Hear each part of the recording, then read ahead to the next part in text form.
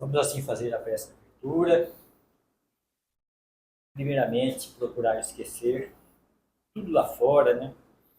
Todos os nossos problemas que todos nós temos, as nossas dificuldades, seja elas físicas, seja elas espirituais. Agora, levarmos os nossos pensamentos a Deus, até Jesus, com toda a fé, para pedirmos a cada um de nós e a todos que estão nesta casa, nessa noite, seja nós encarnados, seja os nossos irmãos desencarnados, a proteção espiritual necessária para todos. Também, quando vamos receber os passes, as aplicações, o TCA e todos os outros trabalhos que irão ser realizados nesta casa, nessa noite. E durante esses atendimentos, possamos estar com toda a fé, com todo o desejo de ajuda para que o tratamento possa fazer efeito em cada um de nós. Também, né, durante a palestra, da mesma forma, né, com a mesma fé, com o mesmo desejo de ajuda. E, se possível, procurar também elevar os nossos pensamentos até os nossos lares, até os nossos familiares que lá estão. Também as pessoas que saibamos que se encontram necessitadas, nossos vizinhos, amigos, parentes. E assim, para o início da palestra da noite, vamos fazer a oração do Pai Nosso. Pai Nosso, que está no céu, santificado seja o vosso nome. Venha a nós o vosso reino, e seja feita a vossa vontade, assim na terra como no céu. E o pão nosso de cada dia, perdoai as nossas ofensas, assim como nós perdoamos a quem nos tem ofendido. Não nos deixeis cair em tentação, mas livrai-nos do mal. Assim seja.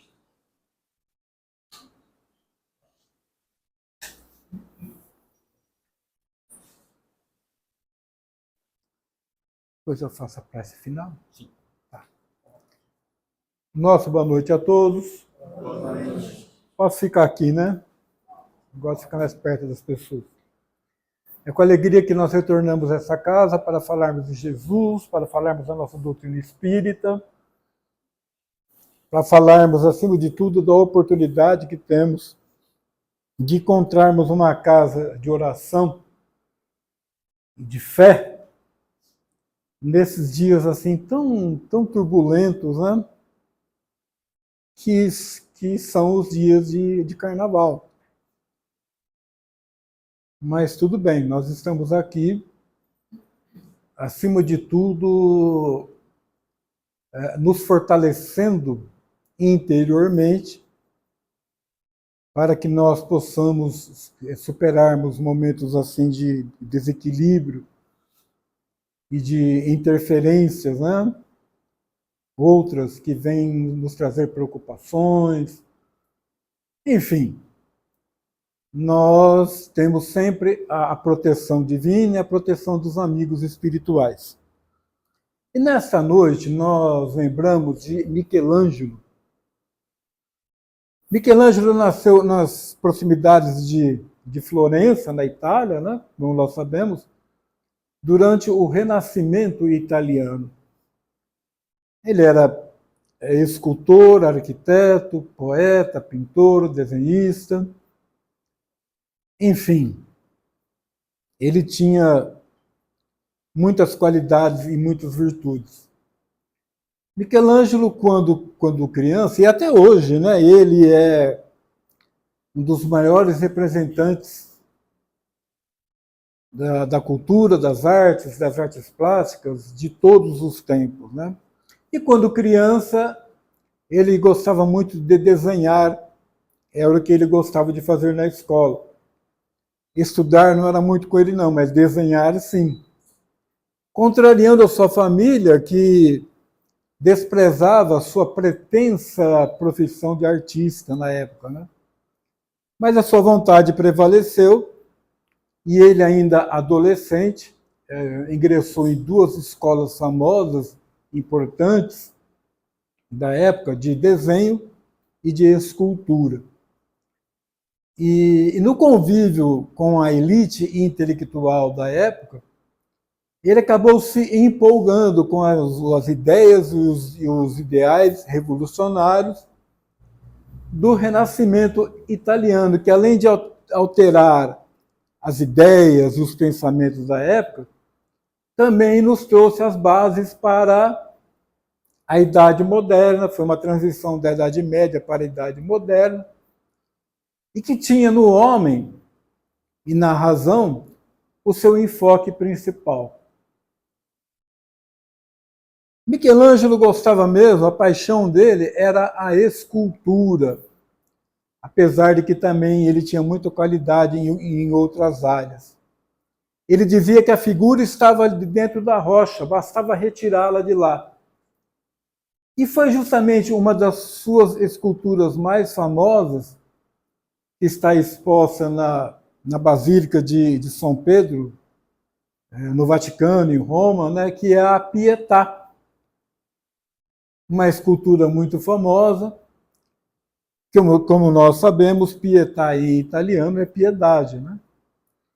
E essa obra ela foi esculpida em 1499, quando Michelangelo tinha apenas 23 anos de idade. Pois bem, e ela retrata, essa obra, essa escultura, retrata com riquezas de detalhes Maria segurando Jesus em seus braços, no seu colo, depois que ele foi retirado da cruz. Pois bem, nós vemos que no Evangelho segundo o Espiritismo, de que a piedade é a virtude que mais nos aproxima dos espíritos de luz, né?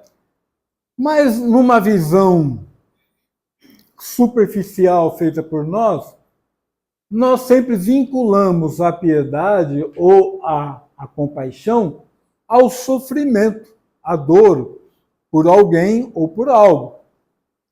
E, naturalmente, como nós não gostamos de sofrer, de nenhuma dor, de nenhuma responsabilidade, ainda mais quando ela não faz parte do nosso planejamento reencarnatório, né? Que nós achamos que não faz parte, que não tem relação nenhuma. E nós, então, acabamos muitas vezes fechando os olhos e os ouvidos para o sofrimento alheio. E não porque nós somos insensíveis, egoístas, não é, cruéis, não. Porque, naturalmente, nós procuramos nos afastarmos das tragédias do dia a dia. Mas hoje, como o mundo ficou muito pequeno através das redes sociais, da internet, hoje qualquer tragédia que ocorra do outro lado do mundo é como se estivesse acontecendo em nosso quintal, com o nosso vizinho, né? E por falar em vizinho, todos nós temos, bem próximos de nós mesmos, aquele nosso irmão que é muito próximo, mais próximo até do que nós imaginamos, e que muitas vezes sofrem em silêncio, ou por vergonha, ou por constrangimento, ou por querer preservar os seus entes queridos, seus entes mais próximos. Essa pessoa acaba escondendo as suas dores, as suas preocupações e as suas aflições. Cabe a nós termos a sensibilidade necessária para encontrarmos onde está a necessidade, a dor desse nosso próximo, sem que ele tenha que passar pelo constrangimento de pedir ajuda para nós. Joana de Ângeles nos fala que nós temos que aprendermos, acima de tudo, a desenvolvermos dentro de cada um de nós a resignação ante as provações da vida. Então ela fala que nós devemos compreender a natureza do sofrimento de cada pessoa, inclusive o nosso próprio sofrimento, né? Mas ela fala também que essa resignação, essa sabedoria, essa conformidade com essas dificuldades que nos surgem, que se nos apresentam, jamais podem se transformar em indiferença. Existe uma grande diferença entre a indiferença e a resignação, e a conformidade. Caibar Schutel dizia que a resignação é uma virtude que nós devemos cultivarmos a todo tempo, a todo momento. Já a indiferença é a manifestação do egoísmo que nós devemos extirpar. Caibar Schutel ainda fala de que a resignação é a coragem que temos de termos a virtude da piedade e da compaixão. Já a indiferença é a covardia que temos ante as injustiças da vida. E, por fim, Caibar Schutel dizia que a resignação é a conformidade que temos ante as provações, aos acontecimentos do dia a dia, e a indiferença é o desprezo que temos, né, pelo sofrimento daqueles nossos irmãos, principalmente aqueles que nos dividem a experiência corpórea. Pois bem, Joana de Ângeles ela explica ainda que ao nós compreendermos o sentido exato da piedade e da compaixão em toda a sua essência, nós vamos perceber de que nenhuma dor vai ser acrescida nessa nossa jornada evolutiva em busca da nossa redenção espiritual, da depuração das nossas almas. Não é? Um pouco de água aí, que eu estou com a boca seca.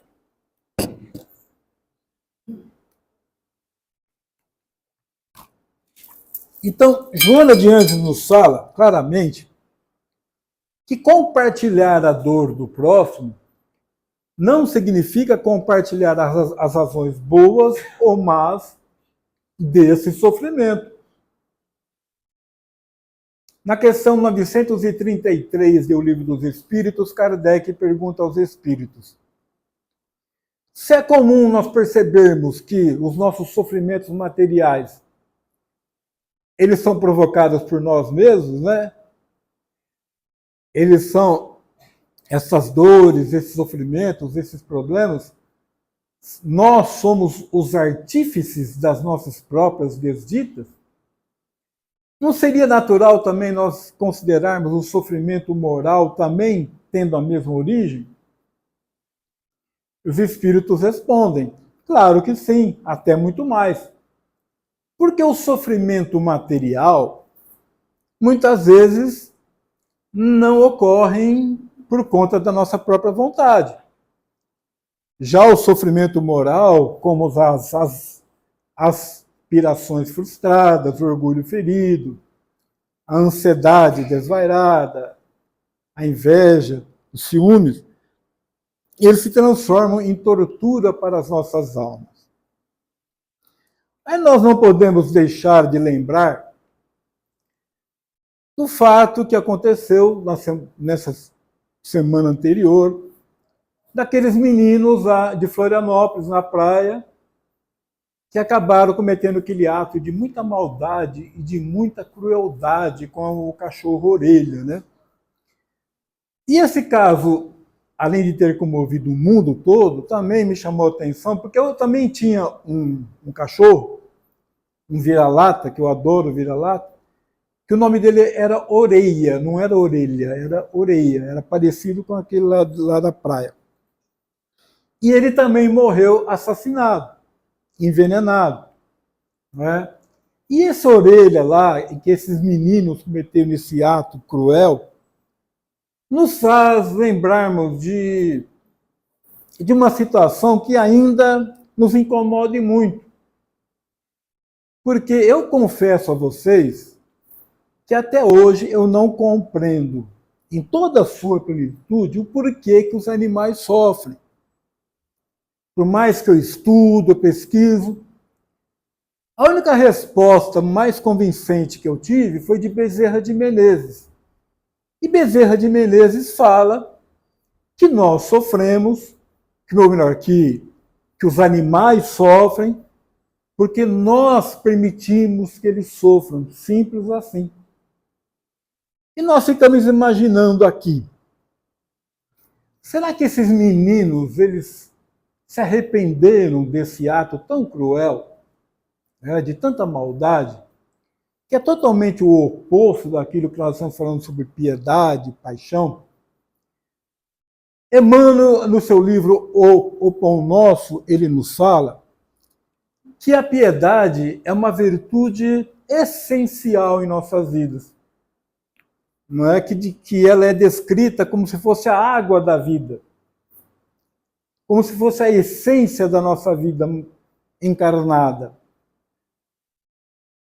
E também ele fala que a piedade não é simplesmente uma compaixão na vida terrena, como nós tivemos por esse caso do Orelha, por aquele caso lá daquele pai lá de Goiás, que cometeu aquele ato tão terrível também, uma tragédia com os seus filhos, a sua esposa, né?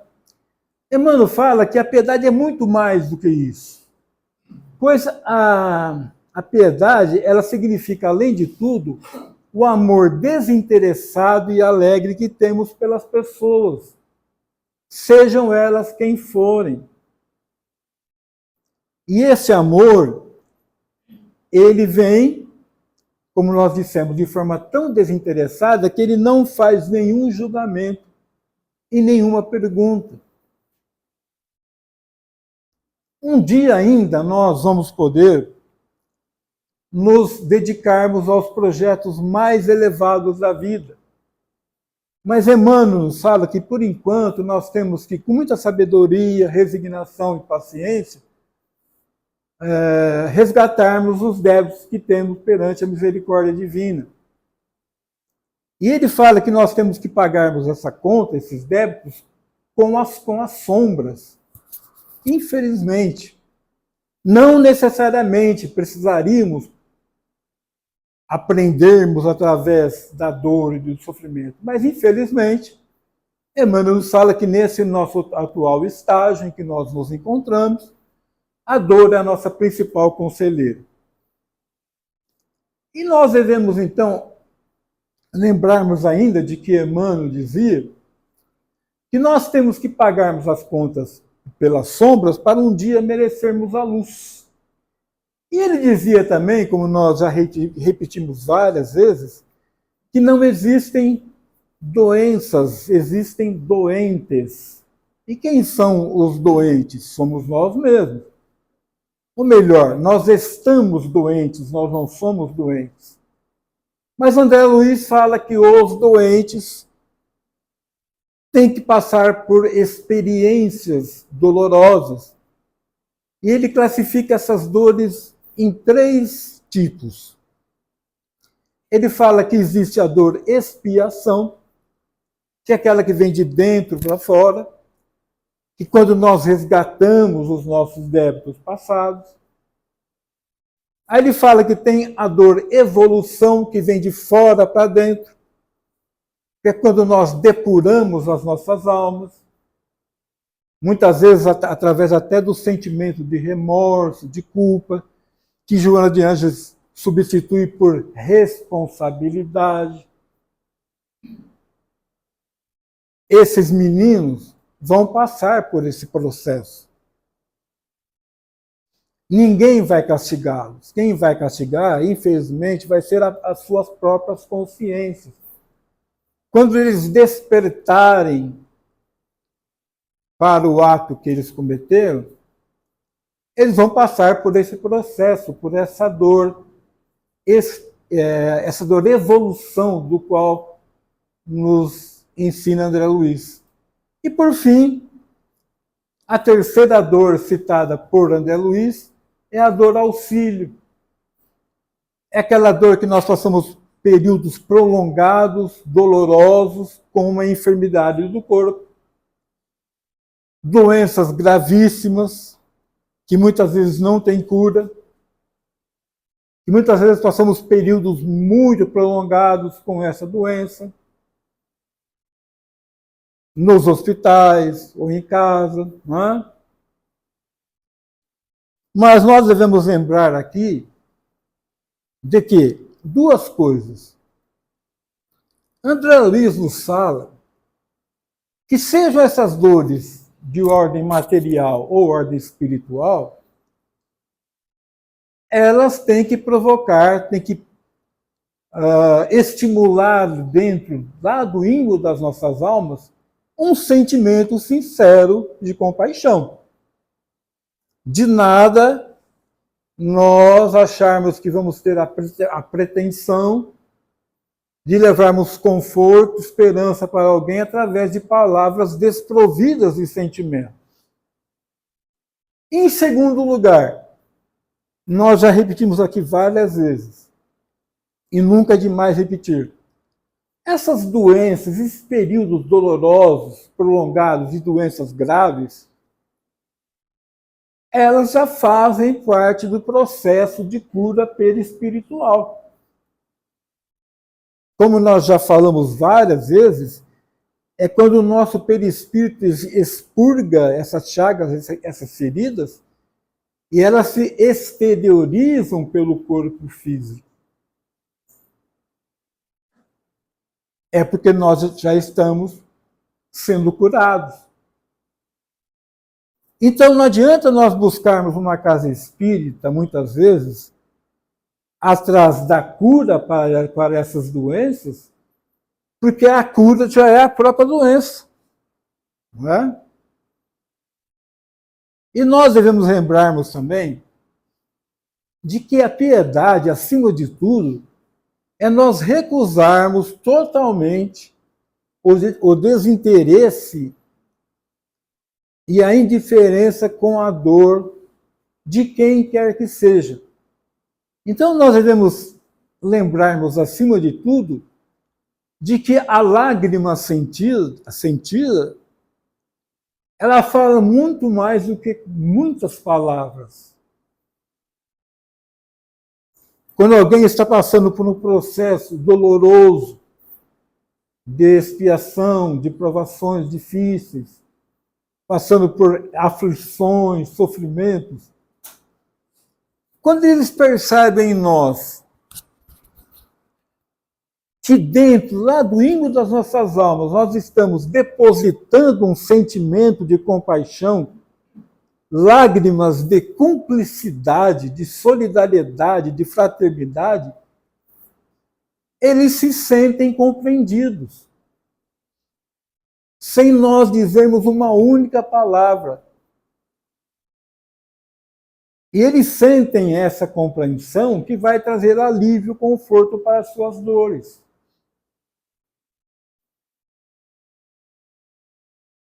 Devemos lembrarmos também de que nada mais faz falta em nosso processo de aprendizagem do que a compreensão das aflições de almas em suas lutas expiatórias.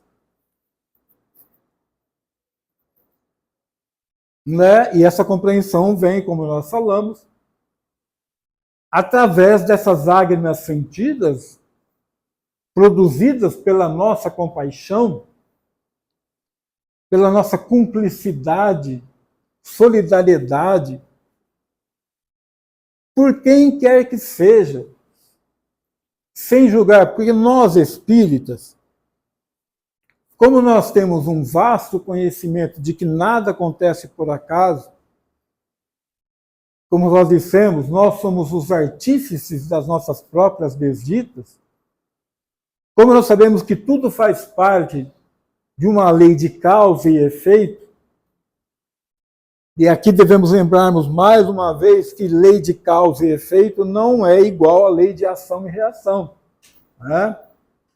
Mas como nós temos essa plena consciência de que nada acontece por acaso, todos nós estamos aqui pagando débito, pagando conta, pagando boletos, né? Muitas outras religiões nos classificam como insensíveis. Não é por isso. Nós temos a conformidade com essas dores e essas aflições, mas nós não podemos jamais termos o desprezo, não é? O espírita jamais se compraz com a dor do próximo. O espírita compreende mais, porque ele passa pelos mesmos problemas, pelas mesmas provações. E aí, quando chega algum espírito desencarnado e nós percebemos a presença dele nos trazendo desconforto, né? A primeira coisa que nós fazemos é orar para que aquele espírito saia de perto de nós. Muitas vezes são espíritos que estão passando por problemas, são espíritos desorientados, desajustados, desequilibrados, que não têm maldade, não querem nos fazer mal, mas vêm até nós pedir socorro. E nós afastamos esses espíritos muitas vezes porque nós não queremos ter esse desconforto da presença deles. E muitas vezes temos medo, né, de quando o espírito aparece para nós. Já que eu falei disso, eu vou contar uma história rapidinho, que eu não sei se eu já contei aqui. Mas uma vez eu estava indo para Sales fazer palestra, e quando eu cheguei no trevo de Urupês para Sales, né, tive que parar o carro, porque era o trevo ali, 2 espíritos entraram no meu carro. Eu não vi. Falei para eles, não me mostra a cara, não quero ver. Né? Mas eu estou indo numa casa espírita. Se vocês quiserem ir comigo, vocês entrem. Bom, um entrou no banco da frente e outro no banco de trás. Chegou no trevo de Sales, eles desceram do carro. Aí eu fui até a casa espírita, parece na volta, no mesmo trevo, eles entraram no carro de novo. Cheguei no trevo de Urupês, eles desceram. Eles não mostraram a cara, não fizeram nada, eles só pegaram carona comigo. Né? Então, muitas vezes, o espírito chega até nós pedindo auxílio, pedindo ajuda, e nós o afastamos. Aí ele vai na pessoa mais próxima, e essa pessoa também o afasta. Aí ele vai de pessoa em pessoa, e as pessoas vão afastando esse espírito. Se nós espíritas que temos essa capacidade, essa compreensão de termos a piedade, a compaixão, não só com os encarnados, mas para com os desencarnados também, quem que vai ter essa condição de auxiliá-los? Mais do que nós, né? Não precisa ser espírita para fazer caridade, não é isso. Mas é que nós temos o conhecimento do quanto que esses espíritos estão necessitados. Então nós não devemos, muitas vezes, simplesmente afastarmos, né?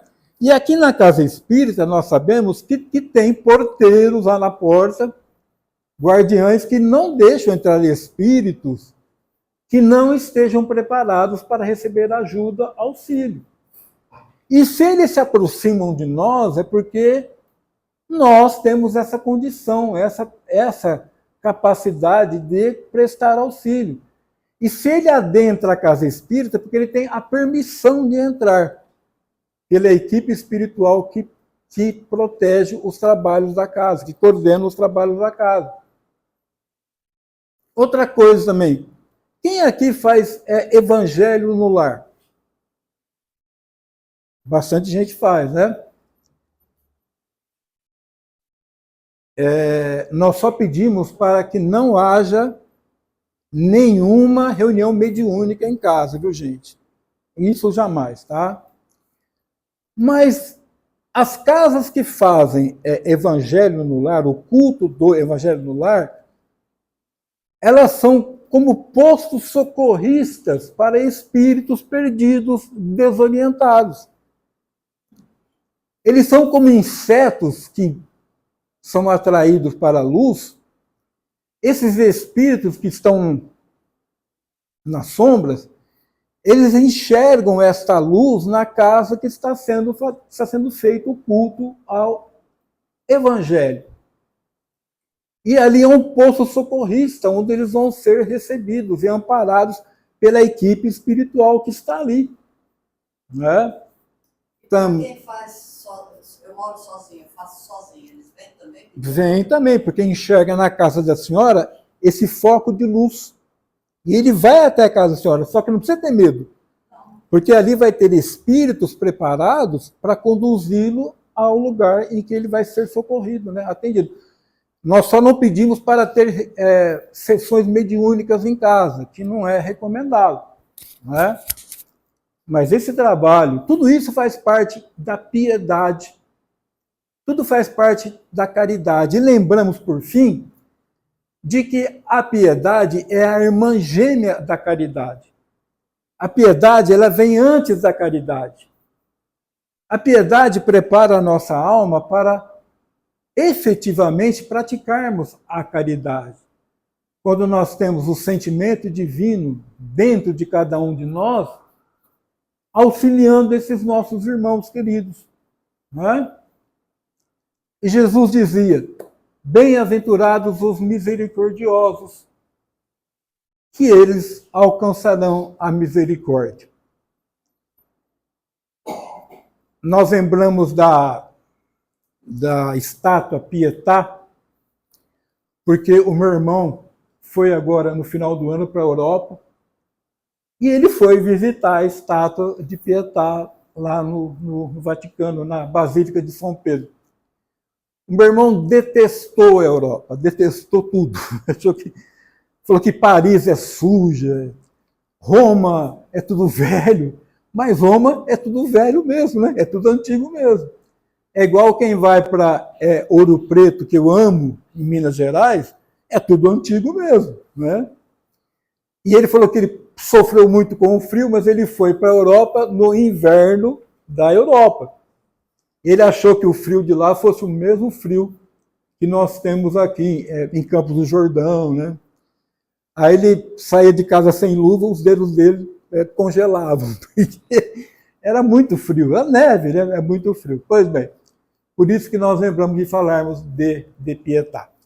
Mas, enfim, quando nós vamos fazer agora as nossas preces, quando nós vamos pedir ajuda aos espíritos amigos, para Deus, que nós possamos lembrar tudo isso que nós falamos aqui nesta noite, quando nas nossas preces, nossos pedidos, nós falarmos assim: Senhor, tendes piedade de nós. Que Jesus nos abençoe e nos ilumina hoje para todo sempre.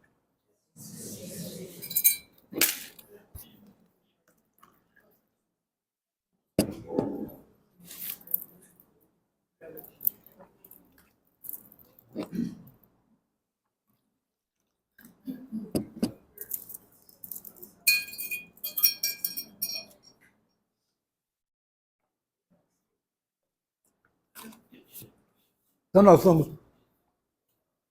rogando uma vez mais ao nosso mestre e amigo Jesus, que nos conceda momentos de paz, de harmonia, de tranquilidade, de esperança, de conformidade, e que tenhamos a resignação e a paciência necessária para enfrentarmos as adversidades e as atribulações do nosso dia a dia. Como nós bem sabemos, estamos resgatando débitos da sua misericórdia divina. Deus Pai de infinita bondade.